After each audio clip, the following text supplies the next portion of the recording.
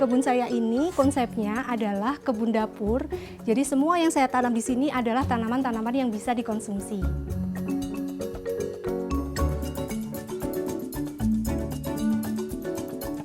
Saya mulai berkebun sejak tahun 2016. Saat itu momennya adalah saya memutuskan untuk menjadi ibu rumah tangga dan saya memilih untuk berkebun karena berkebun itu mensupport kegiatan sebagai ibu rumah tangga, karena kan dari hasil kebun kita bisa memasak makanan yang sehat untuk keluarga.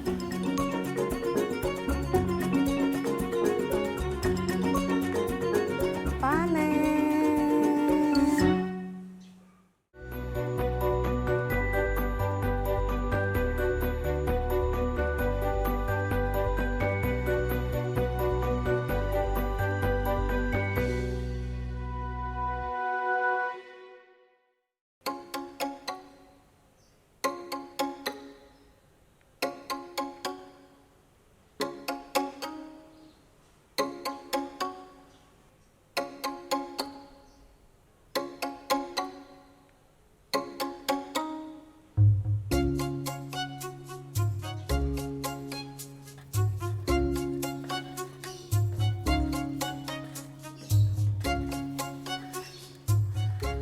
Wah, banyak rumput nih.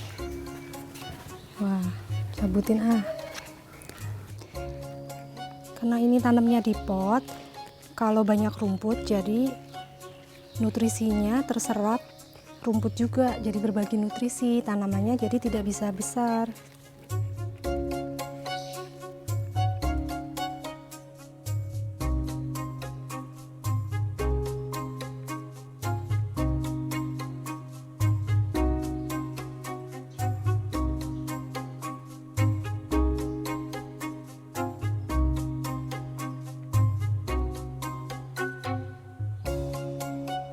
Halo semuanya, selamat datang di kebun saya, MGB Garden.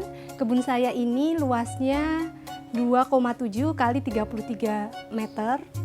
Jadi cukup mini ya, cukup kecil. Di kebun saya ini konsepnya adalah kebun dapur. Jadi semua yang saya tanam di sini adalah tanaman-tanaman yang bisa dikonsumsi.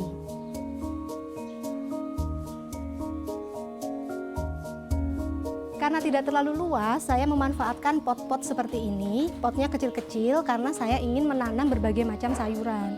Nah, cara menata kebun saya ini biar isinya banyak walaupun kecil adalah pertama dengan cara leveling. Kalau kita perhatikan, tanaman yang di depan adalah tanaman yang paling pendek. Kemudian saya beri rak seperti ini yang lebih tinggi, kemudian diisi lagi, dan yang paling belakang adalah rak yang paling tinggi. Sehingga semua tanaman yang ada di sini bisa terkena sinar matahari. Karena umumnya tanaman yang bisa dikonsumsi atau tanaman edible itu adalah tanaman yang membutuhkan banyak sinar matahari.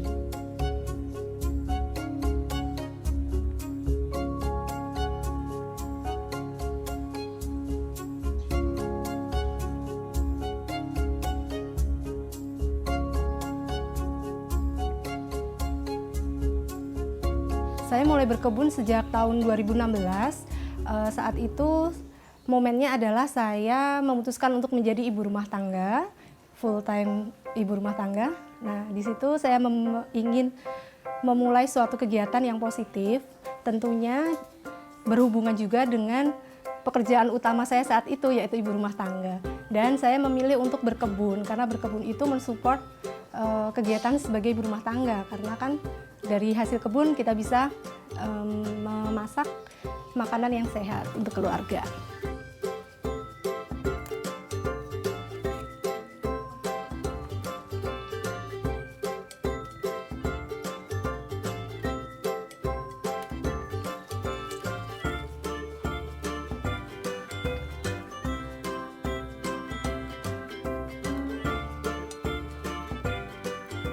Di sini saya menerapkan sistem organik karena pastinya sistem organik lebih sehat. Saya menggunakan kompos bag yang saya taruh di kebun dan beralaskan tanah dan diisi oleh macam-macam sisa sampah dapur seperti kulit buah, juga ampas kopi, ampas teh, cangkang telur, juga sayuran-sayuran yang sudah busuk atau kulit buah atau buah-buah yang tidak layak makan seperti itu.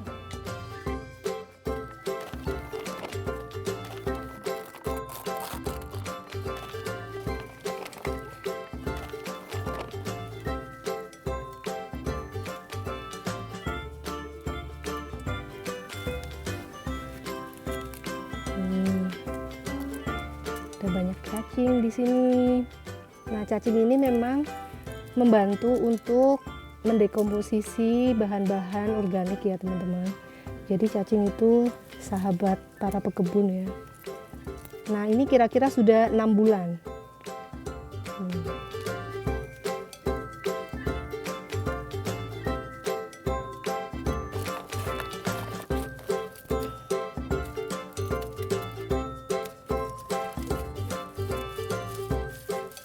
Pada awalnya 2016 itu saya berkebun di rumah kontrakan di Depok karena ya rumah yang saya tempati saat ini belum jadi gitu. Kemudian saya pindah ke sini, ke rumah saya saat ini, dan pada tahun 2019 saya sempat pindah ke Melbourne mengikuti suami untuk tugas belajar dan saya berkebun di Melbourne. Kemudian tahun 2021 saya kembali ke Depok dan saya memulai berkebun lagi.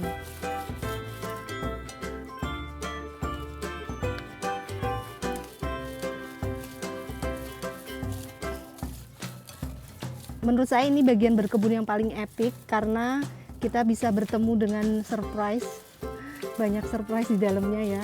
Seperti cacing, lalu juga ada hewan-hewan tanah lain.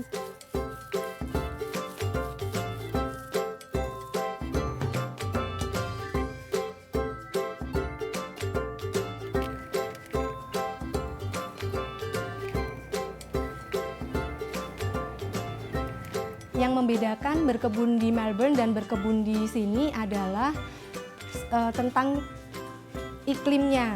Nah, jenis tanamannya itu sangat dipengaruhi oleh iklim. Jadi di sana itu ada 4 musim, sedangkan di sini ada 2 musim. Dan 4 musim yang ada di Melbourne itu, di mana musim panas dan musim dinginnya itu sangat ekstrim perbedaannya. Jadi ada tanaman-tanaman tertentu yang hanya bisa tumbuh dengan baik di musim panas, tapi ada juga beberapa tanaman yang masih bisa toleran di musim dingin gitu. Jadi memang harus banyak belajar gitu waktu di sana untuk bisa mengetahui tanaman apa ditanam di musim apa.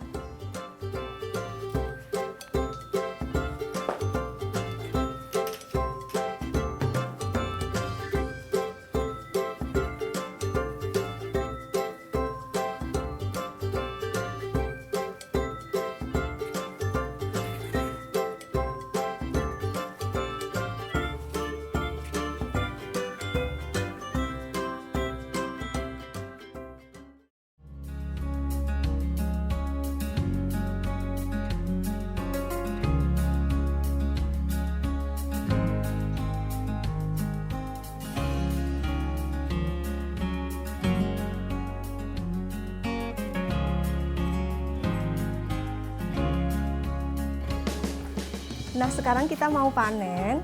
Saya mau petik-petik daun dari kebun untuk buat lalapan dan kita akan nyambel yang enak banget. Pertama saya mau panen daun ketumbar Jawa. Kita panen dikit aja.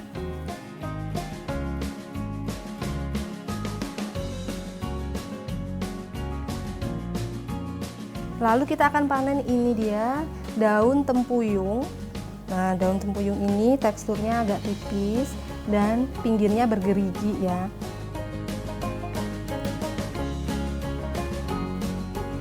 Tempuyung ini sayuran yang populer di kalangan masyarakat Sunda untuk dilalap ya. Dan tempuyung ini biasanya tumbuh liar, teman-teman.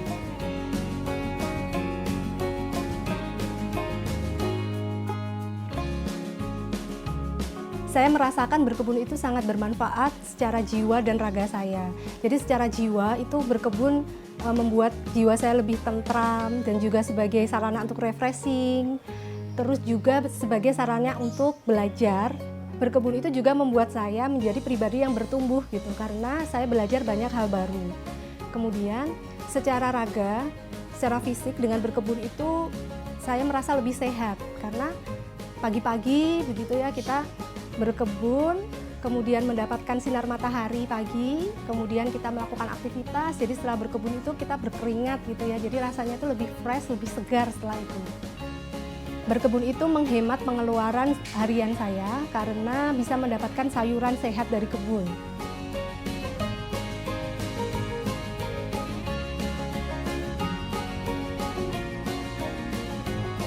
Nah, selanjutnya ini ada daun mengkudu ya teman-teman. Kalau kita tahu daun mengkudu biasa digunakan sebagai lalapan khususnya orang Sunda ya.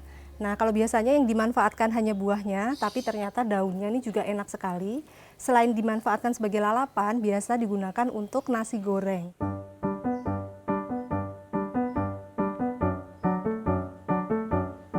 Nah, selanjutnya ini ada daun sintrong atau jelontang ya kalau nggak salah di daerah lain mengatakannya. Nah, daun sintrong ini tumbuh liar di sini di pot saya, dan ini merupakan salah satu sayuran favorit saya.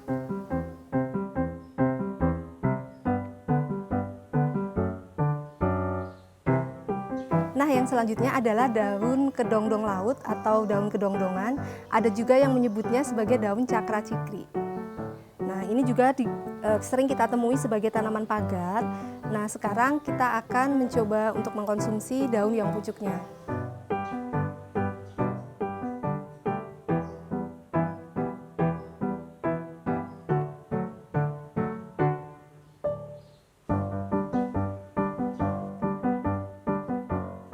Nah, sekarang saya mau panen daun murbei yang masih muda.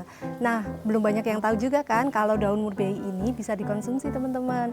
Bisa digunakan sebagai sayur seperti sayur lodeh, sayur bening, bisa juga ditumis maupun dilalap mentah. Nah, sekarang saya mau petik yang muda-muda ya. Daun murbei yang dikonsumsi memang yang paling enak yang masih muda seperti ini teman-teman, karena tidak liat.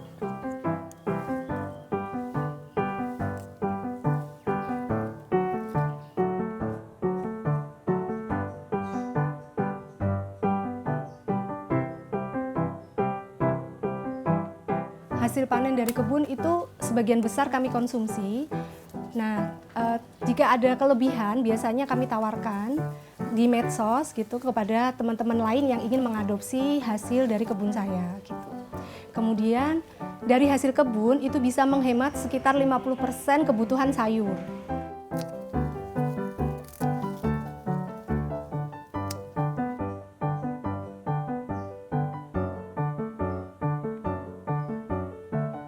Sawi pagoda.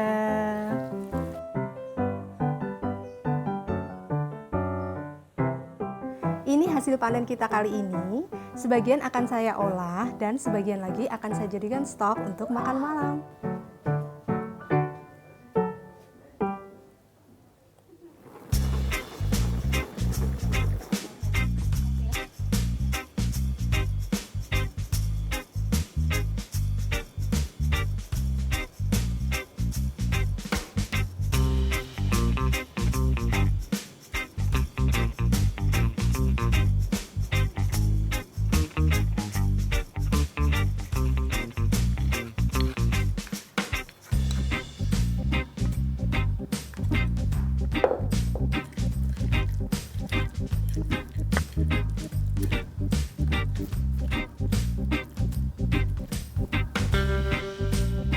Nah, sekarang saya akan menikmati olahan dari kebun.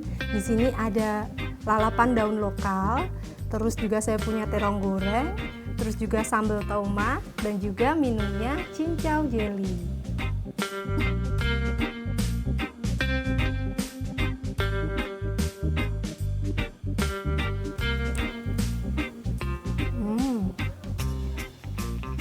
Teksturnya berserat dan ada aroma wangi-wanginya. Oke, selanjutnya saya akan mencoba daun mengkudu. Pertama kita coba dikit dulu. Rasanya ada pahit-pahitnya. Pahit seperti daun pepaya kalau saya bilang. Oke, selanjutnya kita coba daun beluntas. Daun beluntas adalah salah satu daun lalapan favorit saya. Kita coba langsung.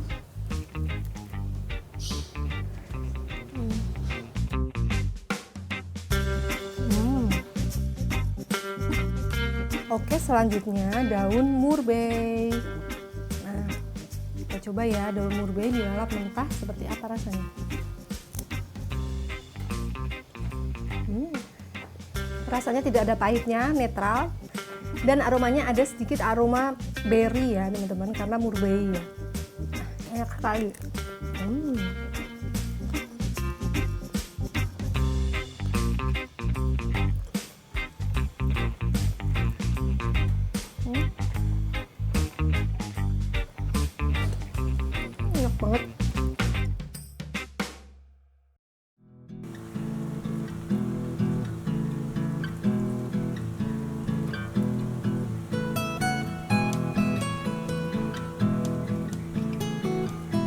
Di sini untuk penyiraman saya memanfaatkan tetesan air AC. Nah, kemudian saya tampung di bak penampungan. Tujuannya adalah untuk memanfaatkan air yang tidak terpakai ya dari air tetesan AC dan juga untuk menghemat tenaga. Jadi dari bak penampungan ini nanti akan dipompa dan diteruskan ke atas, kemudian nanti akan menyembur ke atas tanaman. Saya bisa memasukkan ekoenzim untuk pestisida alami dan menutrisi tanaman.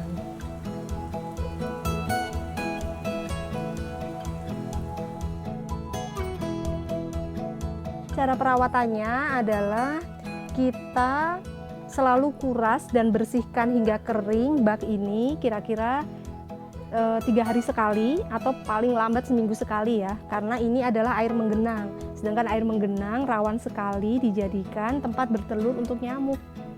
Seperti itu. Dan jangan lupa ditutup agar nyamuknya tidak datang.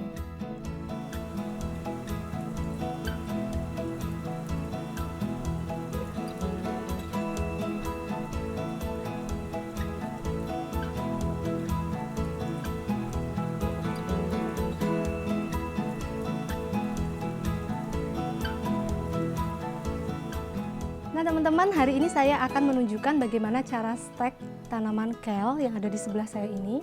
Nah ini adalah indukan kale yang sudah berumur sekitar 2 tahun teman-teman. Jadi tanaman kale ini jenisnya dazzling blue. Ini kalau kita rawat dengan benar dia bisa panjang umur teman-teman. Dan bonusnya bisa keluar anakan-anakan di sepanjang batangnya seperti ini. Nah kebetulan ini ada anakan yang udah siap untuk kita stek.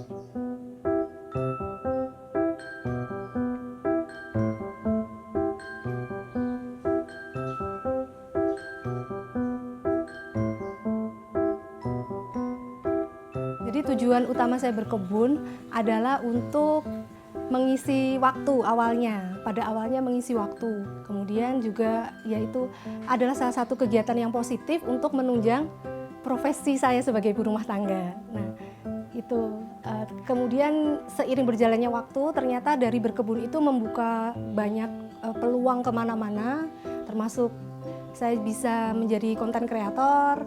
Juga dari termasuk juga saya bisa akhirnya berjualan segala sesuatu peralatan berkebun dan juga tanaman-tanaman kayak gitu. Jadi ternyata dari berkebun itu membuka peluang ke banyak hal, termasuk saya juga mempunyai banyak teman baru dari aktivitas berkebun ini.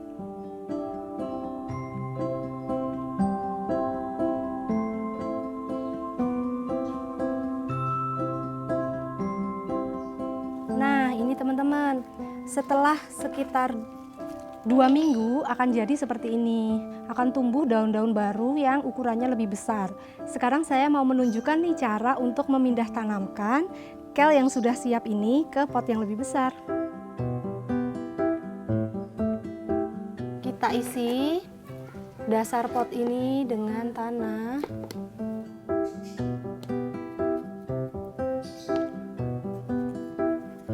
Kita tekan-tekan potnya.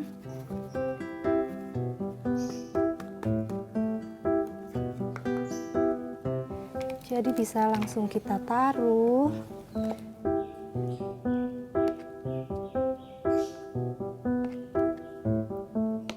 Kita siram dulu.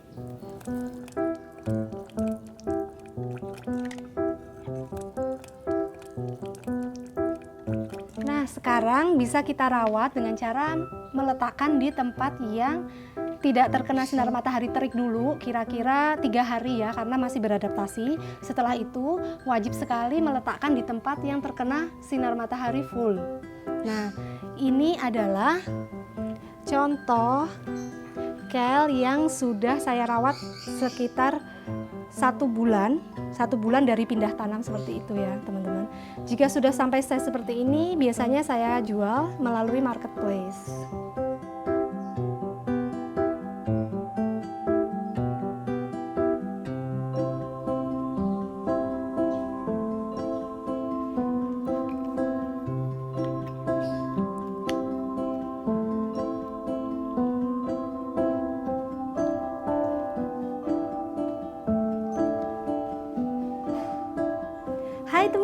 selamat datang di channel MGB Garden. Di video kali ini saya akan melakukan garden tour karena ini udah banyak banget nih yang request. Ada apa saja sih di kebun kecil saya ini? Nah, kita mulai dari tanaman yang mencuri perhatian di belakang saya ini. Pastinya yang warnanya beda sendiri, yaitu yang warna merah. Nah, ini adalah tanaman bayam merah ya teman-teman. Saya akan ambilkan. Nah, ini dia bayam merahnya.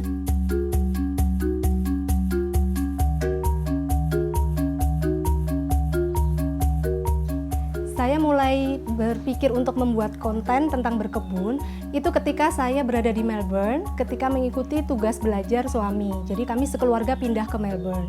Kemudian karena suami mendapatkan beasiswa dari kantor yang notabene adalah kantor BUMN, maka saya berpikir untuk juga memberikan sesuatu dampak gitu, feedback kepada masyarakat yang lebih luas gitu. Jadi saya ingin berbagi, sehingga saya ketika di sana banyak mengikuti kelas-kelas berkebun. Kemudian ilmu-ilmu yang saya dapatkan saya share di YouTube agar banyak orang yang bisa melihat dan juga mungkin orang jadi terinspirasi dari apa yang saya dapatkan. Dari hal tersebut kemudian berlanjut saat saya sudah kembali ke Indonesia.